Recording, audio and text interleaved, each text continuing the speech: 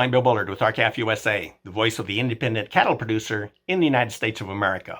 Well, the good news is that the U.S. Department of Agriculture, USDA, has finalized a rule to end the deceptive labeling practice that has gone on for 8 years. You see, the multinational meatpackers were allowed to affix a product of the USA label on meat that was exclusively produced in a foreign country. The final rule, titled Voluntary Labeling of FSIS-Regulated Products with U.S. Origin, acknowledges that changing this deceptive 8-year practice is necessary to reduce false or misleading U.S. origin labeling. In other words, the USDA acknowledges that the 8-year practice deceived consumers. And further, the USDA states that the final rule will reduce the market failures associated with incorrect and imperfect information.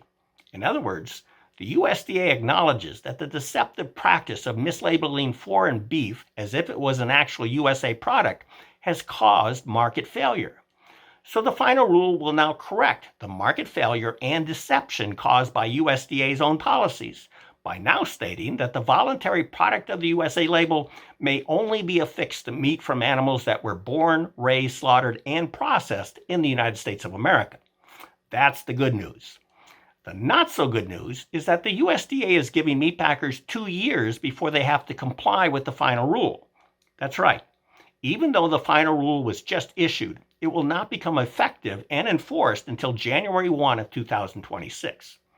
Now, this means that by the time the rule goes into effect, U.S. consumers will have been deceived with false and misleading labels for a decade, and the markets that U.S. cattle producers rely on for their income will have suffered market failure for a decade.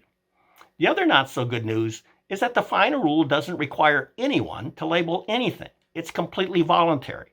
And it doesn't require imported beef products to retain their origin label through retail sale, meaning to the grocery store. Now, does anyone else think that this is nothing short of incredulous? So let's look at why we even have this problem.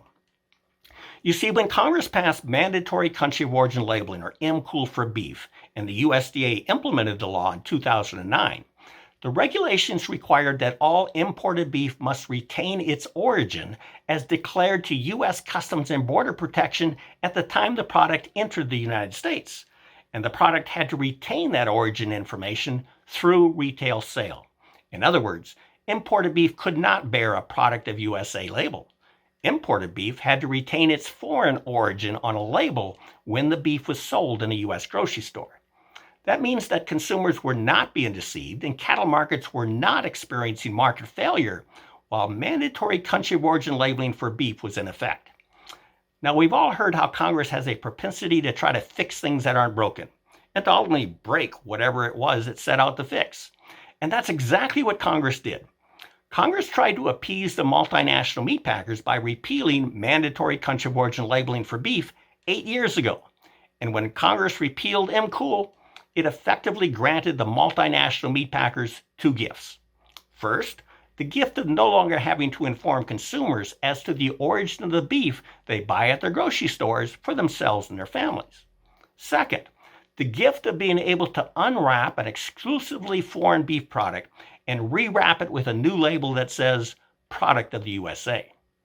Those are the gifts Congress gave to the multinational meatpackers when it repealed MCOOL for beef. Now, the gifts Congress gave the rest of us were deception and market failure. Perhaps this helps explain why an additional 107,000 independent cattle producers went out of business during just the past 5 years. Consumers couldn't choose to support our American cattle farmers and ranchers by buying their beef because there were no mandatory labels to tell them which beef was produced by American farmers and ranchers.